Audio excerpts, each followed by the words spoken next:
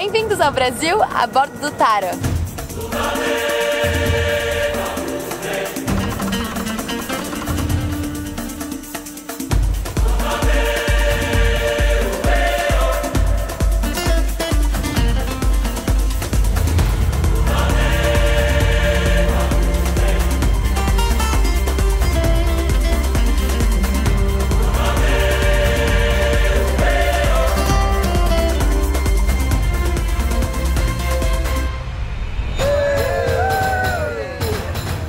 On l'a touché, on est au fond là. Le bateau il est posé là.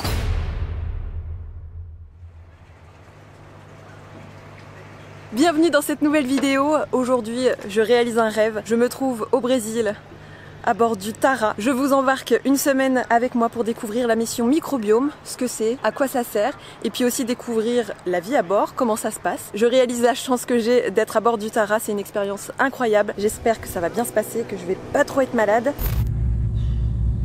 Et puis qu'on va découvrir encore plein de choses, comme d'habitude. C'est parti.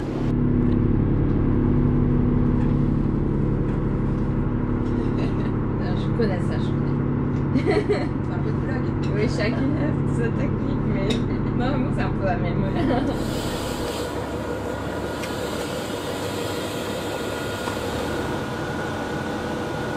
Dans cette vidéo, je vais vous présenter toutes les personnes à bord du Tara, les scientifiques et l'équipage.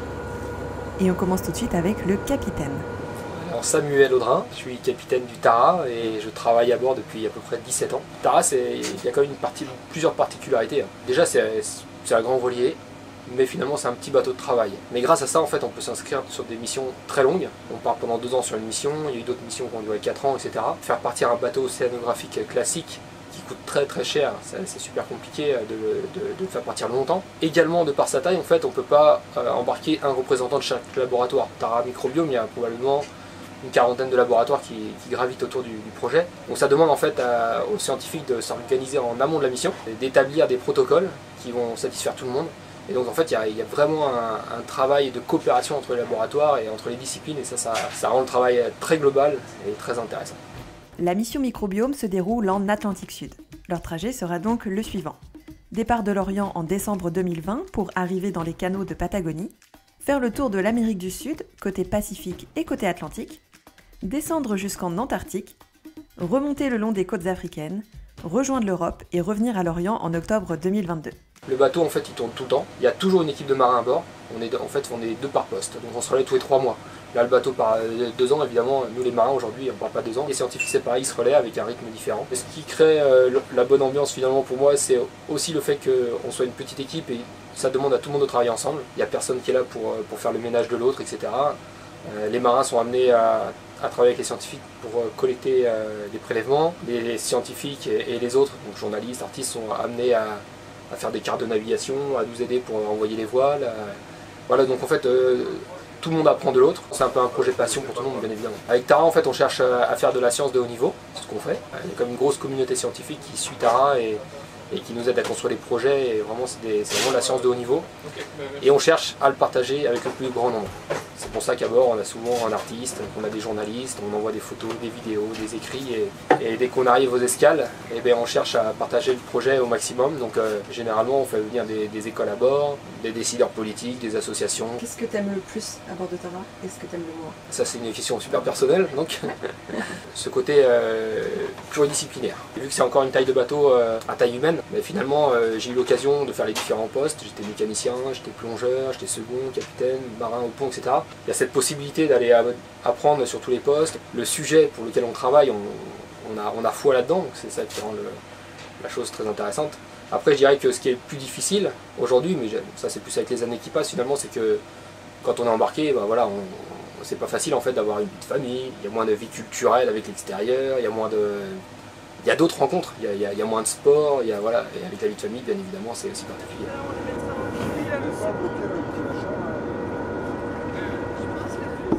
Très rapidement après le départ de Rio, les nouveaux arrivants doivent assister à une réunion sur le fonctionnement et la sécurité à bord du Tara. J'ai donc posé ma caméra à un endroit très stratégique où tout le monde s'est posé devant. Et là, j'ai commencé à ressentir de nouvelles sensations. ça bouge.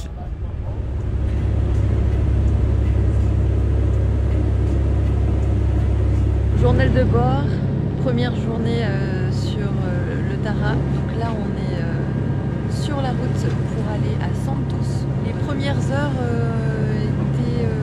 sont toujours un peu compliquées. Ça tangue pas mal. Moi, je suis pas habituée à être sur un bateau et du coup j'ai très vite eu le mal de mer. Faut que je garde les yeux fermés et que je reste allongée un petit moment. C'est pas très agréable. Je suis frigorifiée aussi. La moindre vague, je me sens pas bien quoi. Ça saoule. J'ai cru que c'était passé au bout de quelques heures. Je me suis levée pour manger un truc. Donc petite banane et des petits biscuits qui sont ressortis aussi vite qu'ils sont rentrés. Donc petit vomito sur le Tara. Voilà, première fois que je vomis à cause du mal de mer. C'est une expérience comme une autre. Écoutez, je me suis recouchée et là je me lève à peine. J'ai réussi à manger une pomme. C'est la victoire de la journée. Je vais voir comment se passent les prochaines heures. Donc je reste soit dehors, soit allongée dans la cabine pour l'instant. Là j'espère que ça va passer très vite pour que je puisse profiter au max des gens à bord qui sont géniaux. J'ai passé que quelques heures avec eux et encore, parce que j'étais couchée la plupart du temps, que quelques minutes avec eux. Ils sont incroyablement bienveillants et gentils. Parce que si c'est pour rester allongée pendant une semaine dans la cabine, je vais avoir un peu les nerfs. Je sens que ça commence à remonter un petit peu. Journal de bord terminé.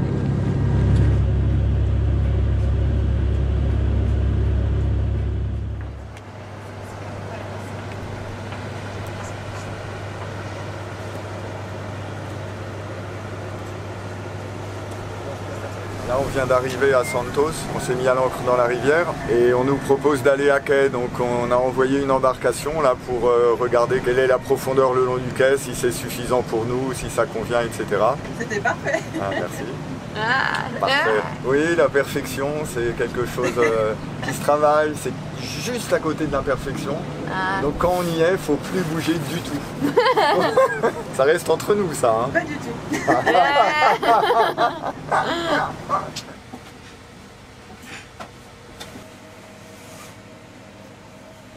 Oh, there, but you see there is no wharf there. Yeah. And apparently, scientists on Tamara and Marie, you will go shore at 5. Right. This is the new schedule. It may change, of course. Every 5 minutes, normalement, it change. Okay. Évidemment, avant de quitter le bateau, la sécurité avant tout. Et on continue les présentations avec cette fois-ci un scientifique, Hugo. Je m'appelle Hugo Sarmiento. Je suis professeur à l'Université fédérale de São Carlos, au Brésil. Dans la mission microbiome, on étudie le microbiome de l'océan. Qu'est-ce que c'est le microbiome? C'est tout l'ensemble des petits organismes qu'on ne voit pas, mais qui dominent totalement la vie en mer. Ils sont importants parce qu'ils produisent la moitié de l'oxygène qu'on respire et aussi parce que c'est la source de nourriture de tous les autres organismes dans la mer. Et puis aussi, le plancton, c'est important pour réguler le climat et les cycles du carbone. Qu'est-ce que ça veut dire? En ce moment, on émet plein de gaz à effet de serre vers l'atmosphère et l'océan nous aide avec ces micro-organismes parce qu'ils pompent du carbone vers l'intérieur de la mer. Donc du coup, on prend des échantillons d'eau de mer et dans les laboratoires, on fait du séquençage de DNA, de l'ADN en fait en français, pour savoir quelle est leur identité, à quel groupe ils appartiennent et qu'est-ce qu'ils font dans la mer en fait. Chacun sa fonction. Et une caractéristique du microbiome, c'est que ces micro-organismes, ils travaillent ensemble. C'est pas seulement savoir qui est là, mais qu'est-ce qu'ils font ensemble. Toutes ces données, ils sont mises ensemble, pas seulement des données d'ADN, mais aussi tout ce qu'on mesure, la température, la salinité, des aérosols, c'est-à-dire des molécules qui sortent de la mer vers l'atmosphère sont extrêmement importants aussi pour la formation des nuages, par exemple. Donc on est des équipes très diverses, multidisciplinaires, et on met tout ça ensemble dans des bases de données. Puis on publie des articles, bien sûr, mais après ça, tout est disponible pour la communauté de scientifiques. Beaucoup de scientifiques qui appartiennent pas forcément au consortium Tara, mais qui utilisent ces données pour faire de la recherche aussi. Donc d'abord, le premier objectif, c'est d'essayer de comprendre mieux, de connaître mieux pour mieux protéger. Ils sont assez méconnus parce qu'ils sont microscopiques, donc c'est très difficile à voir et reconnaître. Après, on essaie aussi de faire des prévisions, donc avec les changements climatiques, et si le microbiome pourra continuer à nous fournir ces services d'enlever du carbone de l'atmosphère et de produire l'oxygène par exemple, et de maintenir la production de poissons par exemple. Donc tout ça, on essaie de prévoir dans 20 ans, dans 50 ans, qu'est-ce qui va se passer avec le microbiome. Puis finalement, c'est aussi d'amener ces connaissances au grand public parce que bon, tout le monde est très au courant de ce qui se passe dans les grandes forêts tropicales, par exemple dans l'Amazonie. Mais on n'entend pas beaucoup parler de la mer et il y a encore moins de microbiomes alors qu'ils jouent un rôle aussi important que les forêts par exemple. Est-ce que tu peux me dire ce que tu préfères le plus à bord de Tara et ce que tu aimes le moins? Ce que je préfère le plus, c'est qu'on peut lever les voiles et éteindre les moteurs. Ça donne une sensation de liberté et de proximité avec l'océan qu'on n'a pas dans d'autres navires de recherche qui sont trop gros, trop hauts, trop bruyants. Ce que j'aime moins, bon, c'est qu'on doit quand même nettoyer des toilettes de temps en temps. Donc les scientifiques, ils rentrent dans toutes les tâches du bateau. On a un calendrier bien précis là. Nettoyer les toilettes, c'est moins bien, mais c'est pas grave non plus. On le fait de temps en temps, ça ne fait rien. Si vous voulez visiter le Tara, intérieur comme extérieur, je vous ai fait plusieurs vidéos sur Instagram où je vous invite fortement à me rejoindre pour avoir les coulisses des tournages en temps réel. Et même que parfois je suis drôle. Et pendant qu'on est sur le pont, je vous présente les chefs de pont. Voici donc Alain. Moi c'est Alain, je suis chef de pont à bord de Tara. Je m'occupe un petit peu de l'entretien de tout ce qu'on trouve sur le pont, que ce soit les winches, les poulies, les boots, les gréements, qu'on check un petit peu tout ça pour vérifier que tout se passe bien. On est là aussi pour veiller à la sécurité de chacun. Donc on aide aussi les scientifiques sur l'arrière pour mettre les engins à l'eau, donc pour faire des prélèvements. Je crois que ce que je préfère le plus avec la Fondation Tara, c'est la rencontre en fait avec les différentes classes, avec les élèves, à la mobilisation qu'il y a pour faire de la sensibilisation à l'environnement marin. À bord de Tara, ce que j'aime bien, c'est dès qu'on arrive à mettre à la voile le bateau et qu'on avance au gré du vent. Ce que j'aime le moins, il y a certains quarts qui sont un petit peu plus durs que d'autres, donc des fois ça tire un petit peu sur la couenne. Et autour de David, alias Monche. On m'appelle Monche, en général, donc c'est mon surnom. Donc là je suis chef de pont, donc responsable de l'entretien du pont et entre autres, comme vous pouvez le voir là, un winch. Et sans transition, voici les tutos d'un marin. Alors, bienvenue les morues. Aujourd'hui, ce que je vais faire, c'est que je vais vous apprendre à nettoyer un winch. C'est pas compliqué comment nettoyer un winch. Il faut le démonter, d'abord sa poupée, et puis nettoyer tous les petits engrenages, voilà. Et on se retrouve pour un prochain tuto. À bientôt les morues. C'était les tutos d'un marin. Ce que j'aime le plus, c'est un tout en fait. Les mises à l'eau, voir ce qu'on récolte, ce qu'on prélève, qu'on partage avec les scientifiques, faire les navigations, découvrir des nouveaux endroits, des nouvelles personnes, faire des escales, discuter avec les locaux, avec les enfants, les classes, etc.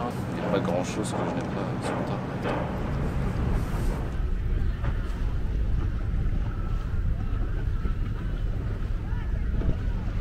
Ok, donc jour numéro 2 à bord de Tara. Matinée très compliquée vu qu'on était encore en mouvement, donc j'avais toujours le mal de mer.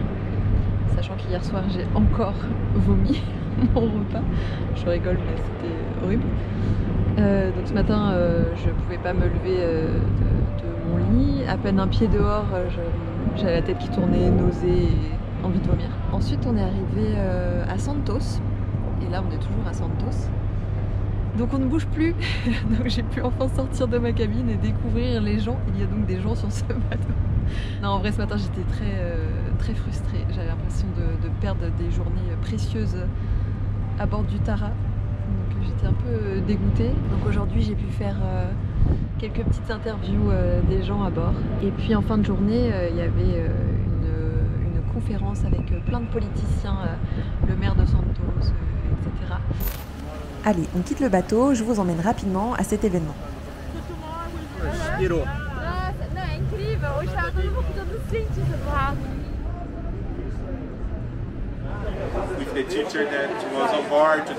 Nous sommes ici à la mairie de Santos, dans l'état de São Paulo, pour célébrer la signature du décret qui installe la culture océan comme un curriculum obligatoire dans toutes les écoles de la ville. Donc on parle de centaines de milliers d'enfants qui vont bénéficier de ce décret.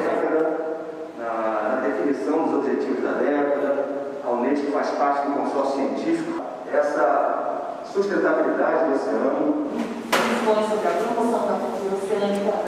Je comprends rien. Je crois que je suis en train d'assister à un truc très important.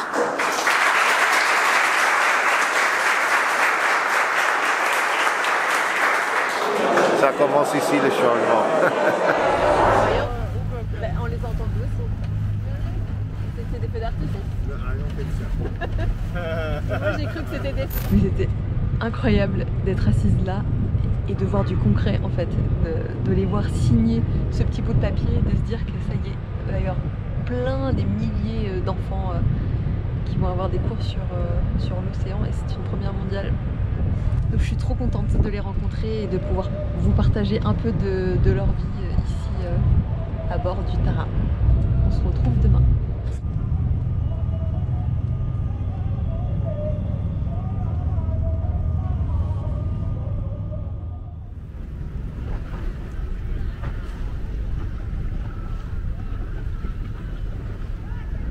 On quitte à nouveau le Tara quelques heures pour des animations avec le grand public.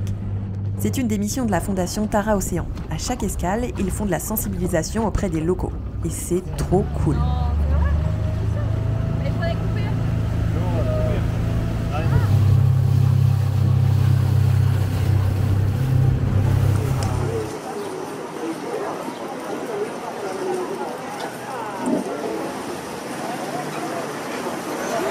Aujourd'hui, on est toujours en escale à Santos et l'équipage de Tara, qui est derrière moi, est en train de participer à une exposition pour le grand public. Donc ils font de la sensibilisation pour les grands et les petits, à côté de la plage. Donc il y a beaucoup de passages. C'est trop cool de voir que les gens s'intéressent à l'océan. Donc ils présentent leur mission, les micro-organismes, ce que c'est, à quoi ça sert. Et il y a une autre partie de l'équipage de Tara qui est à l'intérieur de l'aquarium de Santos, qui est juste derrière moi, pareil pour parler des missions de Tara, de l'importance de l'océan, de la sensibilisation et c'est hyper intéressant de voir le grand public s'intéresser à la science et les enfants, c'est trop cool.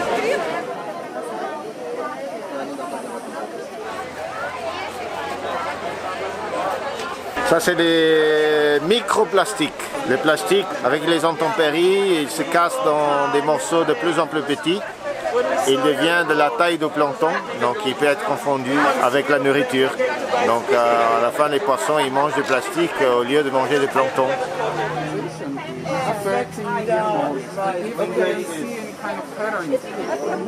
Une dernière interview pour la télé brésilienne et on repart.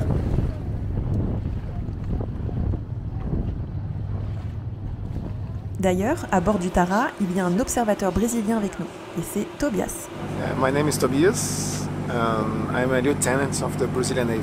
I'm here as an observer for the Brazil government to see the science that Tara is doing while he's tripping in Brazil. But it can even make us want to take other... À l'intérieur, ça continue de bosser. J'en profite pour vous présenter un autre scientifique, Emmanuel. Emmanuel Boss, professeur d'océanographie à l'Université du Maine. Quand je suis sur Tara, je fais ce que font tout le monde. Les scientifiques, on s'occupe de toutes les mesures qui doivent se faire pour toute la science qui se fait à bord. Mais personnellement, j'ai des instruments à bord qui mesurent des propriétés optiques de l'eau. L'absorption de l'eau, la diffusion, l'atténuation par l'eau. Des propriétés qui sont directement liées à la couleur de l'eau. Et cette couleur de l'eau, on la voit par satellite, par l'espace. Et c'est une des seules manières par laquelle on peut étudier l'océan entier d'une manière quasi journalière. Et avec le savoir qu'on a dans l'eau et la liaison qu'on fait entre les propriétés optiques et les autres mesures qu'on fait à bord, on peut alors lier la couleur à ce qu'il y a dans l'eau. C'est ça le but. Ça sert à comprendre comment notre planète marche. Ça peut être depuis la photosynthèse, la quantité de photosynthèse qui se fait, jusqu'à savoir si dans un endroit spécifique, il y a une algue qui peut être nocive pour l'aquaculture locale.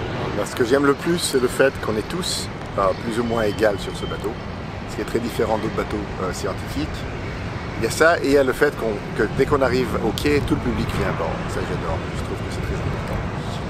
Ce que j'aime le moins, c'est un bateau qui est fait pour les pôles et pas pour l'équateur. Et donc ça chauffe pas mal dedans quand on est dans des endroits chauds. Mais c'est pas grave. Allez, il est temps de reprendre la route. Enfin, la mer quoi. Voilà. Là on part vers Itajaí, notre prochaine escale. Donc là je suis en train de faire les essais de barre, je prépare la passerelle pour le départ.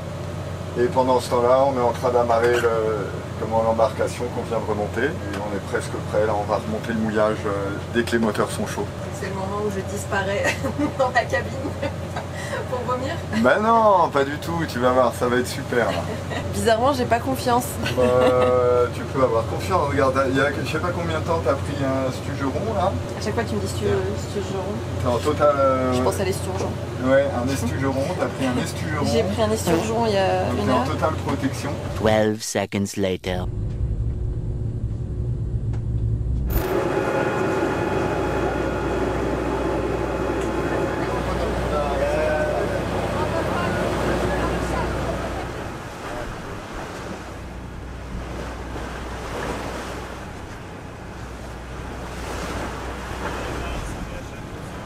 Journal de bord, jour numéro 3. Bon, je vous avoue qu'on est jour numéro 4. Hier, j'ai pas eu la foi de filmer, tout simplement parce qu'on est reparti de Santos. Et du coup, hier soir, on était en pleine navigation. J'ai l'impression que tous mes organes se déplacent à chaque fois qu'il y a une petite vague. Et donc là, on est reparti direction Itajaí. Dernière escale pour moi. Comme on navigue, je peux pas faire grand chose, je peux pas filmer et tout, parce que dès que je regarde un écran, c'est même pas la peine, vomito direct. Je vais tout rattraper quand on sera les 2 jours à l'arrêt pour pouvoir compléter les interviews que j'ai déjà commencé à faire et tout. Ça bouge un petit peu. Je vais peut-être vomir pendant que je filme. Mais je mesure quand même la chance que j'ai d'être ici et de vivre cette expérience assez ouf. Et je vous dis à demain.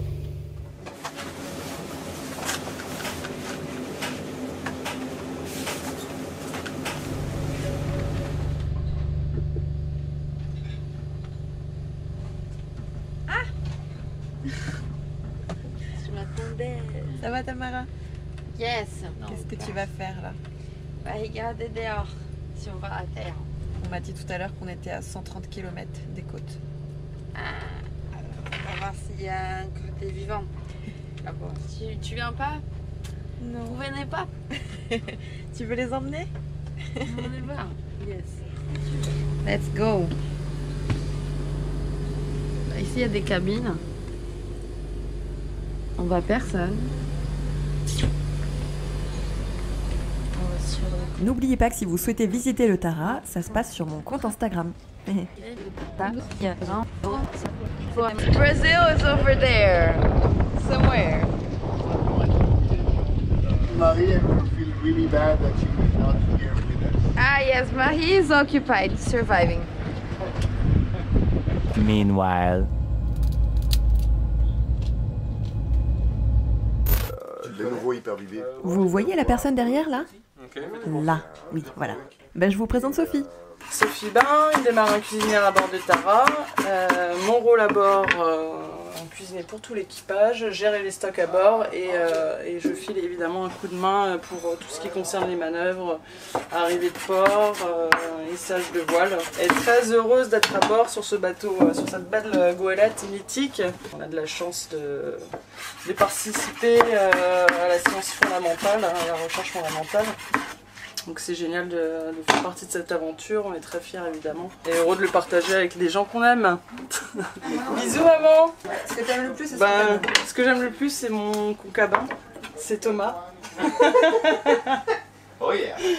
Ce que j'aime le plus à bord, c'est le fait de travailler tout en voyageant et de découvrir plein d'endroits de la planète, d'en apprendre tous les jours sur la science, de pouvoir rencontrer des personnes que je n'aurais pas pu rencontrer si j'étais restée à terre, et puis d'être en connexion totale avec l'océan et la nature. Le plus dur à bord, c'est de supporter mon concubin, Thomas. Je vais quand même dire que c'est l'humain, même si c'est aussi la chose la plus belle, parce que ça nous permet de partager énormément de choses ensemble. Mais c'est aussi ce qui fatigue le plus, de vivre en communauté, de s'adapter au caractère de chacun. Mais ça nous en apprend énormément sur la vie, et sur la tolérance et le respect, et sur l'humilité.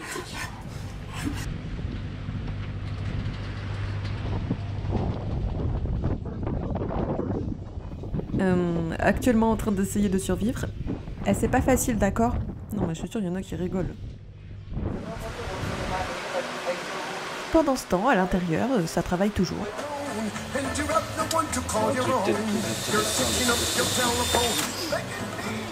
Et il est temps de vous présenter la troisième scientifique à bord, Lee. My name is Lee Carbos. I'm a biological oceanographer and I study plankton. We are trying to characterize the plankton community. More specifically, on this mission, I brought a new instrument on board. It's an automated microscope where we can take sample of water directly from the water intake of the ship and automatically image them and see what is in the water as we sail along the coast of Brazil. I just like the ambience on the ship. I like the close interaction between the crew and the science. I like the opportunities to do research continuous. Tara provides us a platform to be at sea all the time and sample and study the ocean. I really like the combination of doing science with outreach at all levels, from the schools to adults and diplomats, and I think it's really important to integrate and bring to the public what we are doing and why we are here. It's hard for me to think about something that I don't like.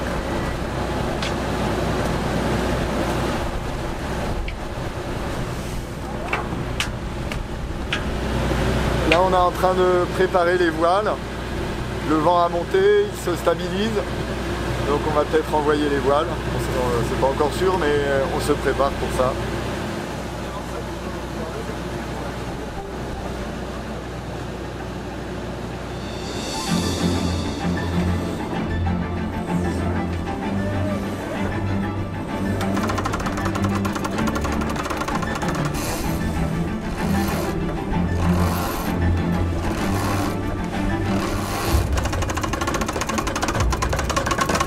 Ils viennent de mettre les voiles pour la première fois depuis que je suis à bord. C'est la première fois que je le vois.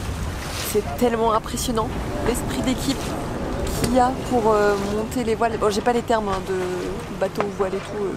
Ça va se limiter à voile, corde, bout.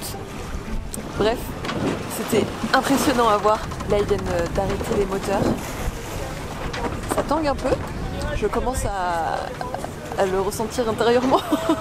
Je commence un peu à avoir le mal de mer. Mais c'est tellement silencieux.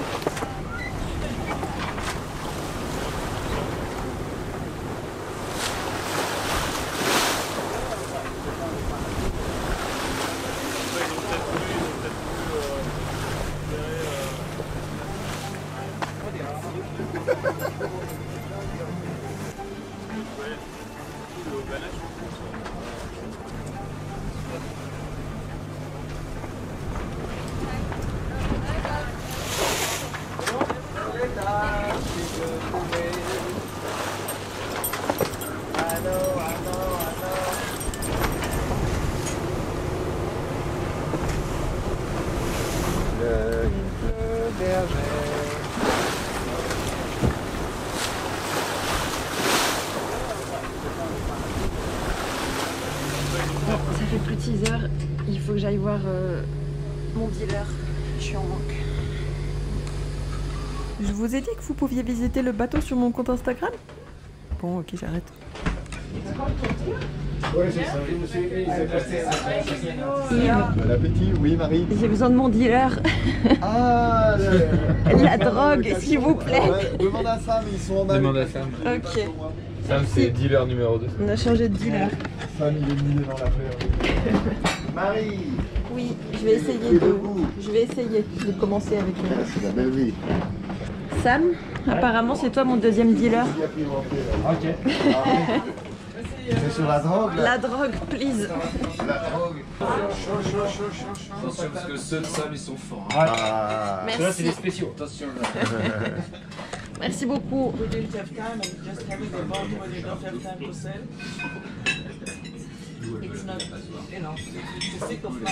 Jour 4, mal de mer. J'ai réussi à tracer dehors, enfin de mon lit jusqu'à dehors pour le petit-déj et le midi. Donc ça allait. Quand t'es dehors et qu'il y a un peu de vent, ça va. Tamara et Hugo ont fait une présentation tout à l'heure, donc j'ai voulu y assister, donc je me suis allongée dans le carré. At that time. So we didn't make the drawings, it was a studio. Then we had the chance to go to the Antarctic when we were 8. It was very nice. Et après j'ai voulu manger avec tout le monde, histoire d'avoir au moins quelques repas quand même de groupe. Donc j'ai essayé de manger à table avec eux. C'était compliqué. Dès qu'il y a des vagues, j'ai des hauts de cœur. Et là je me couche direct pour essayer de digérer et pas revomir mon repas. Bonne nuit.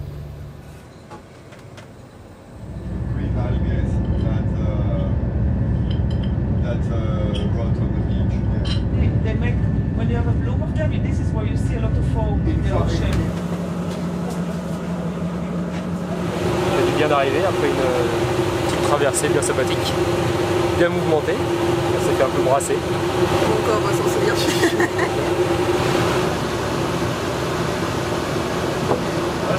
On remonte un peu les dérives encore.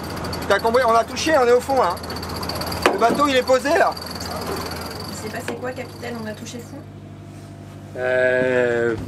On a frottouillé la vase, l'incompréhension entre la marina et nous. Mais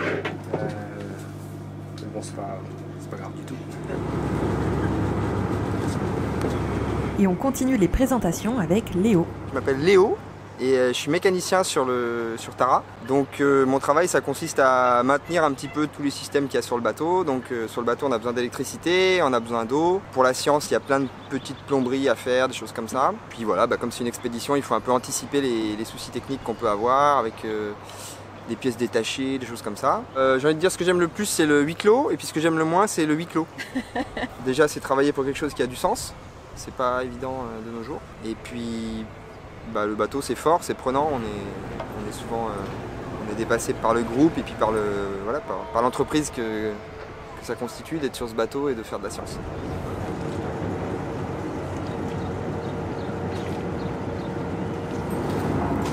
Bon, comme cette vidéo est déjà très longue, on enchaîne direct avec l'interview de Thomas.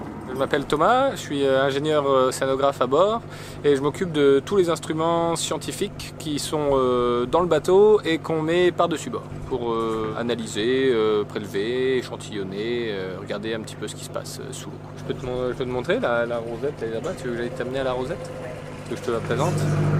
Alors, il va y avoir du bruit, hein, désolé, mais donc ça c'est l'instrument principal qu'on utilise, c'est la rosette. Ça permet d'aller chercher de l'eau en profondeur et de faire des profils qui vont nous donner différents paramètres physico-chimiques de l'eau. Donc ça va être la chlorophylle, la température, la salinité, l'oxygène, le pH. Ça c'est l'instrument, le plus bel instrument du monde.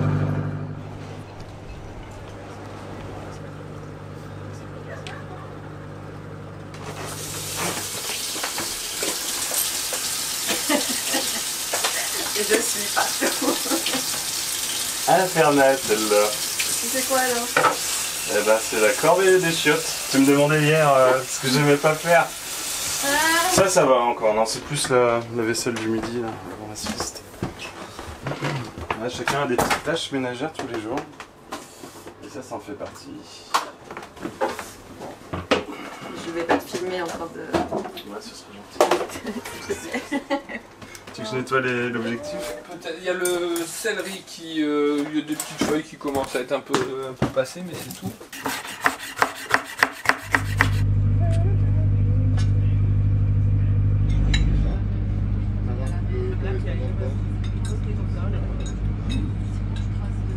Alors, journal de bord, jour numéro 5. Bon, vous me voyez pas très bien parce que je suis tout l'avant du bateau.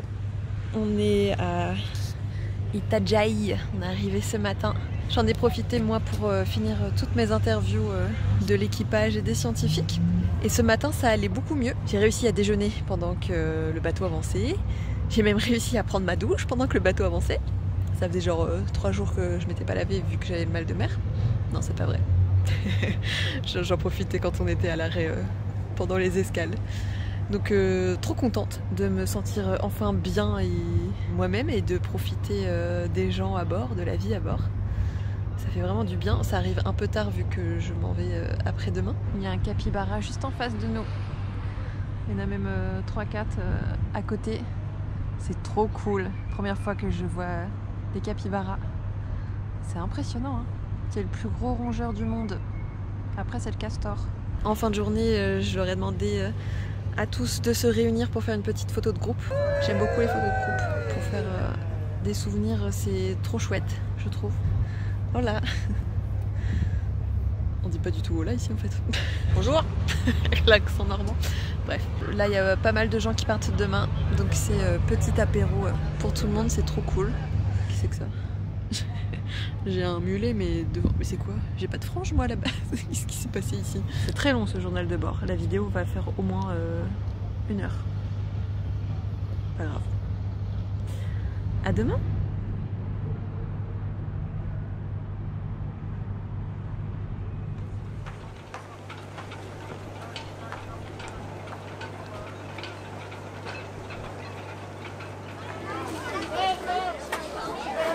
Aujourd'hui, pendant l'escale, c'est partage et sensibilisation auprès des enfants. Et à chaque animation, comme à Santos, plusieurs bénévoles locaux viennent aider la fondation.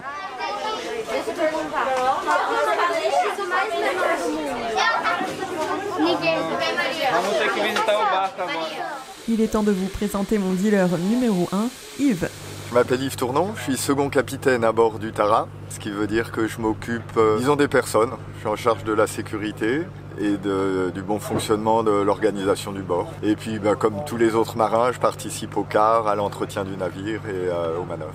Ce que j'aime le plus, c'est toute la partie science, toute la partie humaine aussi. Ce travail dans une grande équipe, là, c'est vraiment super intéressant, très agréable aussi et très enrichissant. Toute la science, c'est tellement intéressant et novateur que c'est porteur pour nous. C'est très motivant et c'est beaucoup de découvertes pour nous, beaucoup de découvertes pour les scientifiques aussi. Et puis ce que j'aime le moins, c'est la longueur des embarquements, la pénibilité du travail. Voilà, le fait qu'on ait des horaires aussi longs, donc on accumule autant de fatigue. Et sur des périodes aussi longues, donc ça impacte beaucoup notre vie privée. Sur le plan de la santé, finalement, c'est pas très bon aussi, donc c'est vraiment des côtés très difficiles qu'on vit à bord.